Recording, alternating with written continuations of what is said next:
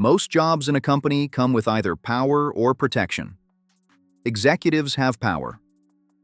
Individual contributors have protection. But there's one role in the middle that has neither. Welcome to the most dangerous job in corporate America: middle management. Middle management used to be a promotion. You worked hard. You proved yourself. You moved into leadership. But somewhere along the way, the role quietly changed. Today, middle managers are expected to deliver results, lead teams, execute strategy, manage projects, translate executive direction, and somehow still keep everyone motivated, all while having very little control over the decisions that shape their work. Executives set direction, and usually it sounds something like this: we need to move faster. We need to transform the business. We need to reduce cost. We need to innovate. All reasonable goals. But those expectations travel down the org chart. And, by the time they reach middle management, they turn into something much harder. Deliver more, with fewer people, and less time. But pressure doesn't just come from above. Middle managers also represent the company to the people doing the work. And those employees have very reasonable questions. Why are we doing this? Why does the strategy keep changing? Why are we reorganizing again? And middle managers are expected to answer those questions, even when they weren't part of the decision. Here's the real problem. Middle managers are responsible for outcomes, but they often lack authority. They can't change budgets. They can't change timelines. They can't change strategy. But when things fail, they're still accountable. Which means middle managers become the place where corporate decisions collide with reality. Every transformation eventually runs into friction.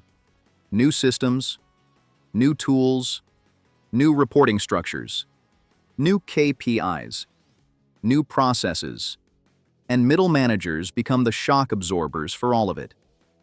They're the ones expected to take executive vision and turn it into something their teams can actually execute, which is harder than it sounds. Look at what the role now requires. A middle manager has to be a leader, a coach, a project manager, a translator, a conflict mediator, and occasionally a therapist, while still delivering business results. That's not one job. That's 6 jobs. This is why burnout hits middle managers first, because they sit in the worst place in the organization. Above them, pressure. Below them, expectations. Around them, constant change. And very little control over any of it. Eventually, people start asking a question. Is this job actually worth it? And increasingly, many decide the answer is no. Here's the part companies often miss. Middle managers are the people who make strategy real. Executives can design transformation, but middle managers make it happen. They coordinate work, resolve problems, motivate teams, keep things moving. If they burn out or disengage, execution breaks down. If companies want to reduce burnout, they need to rethink the role.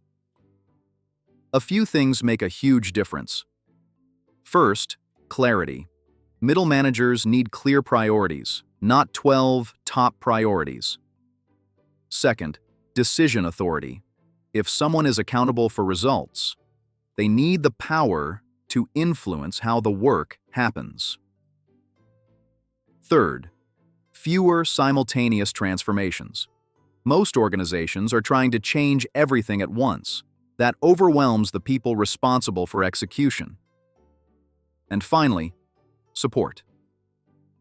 Middle managers need tools, training, and real leadership support, not just more expectations. Middle management isn't broken because the people are weak. It's broken because the role has become structurally impossible. Too much responsibility, too little authority, too much change, too little control. Which is why more professionals are starting to realize something uncomfortable.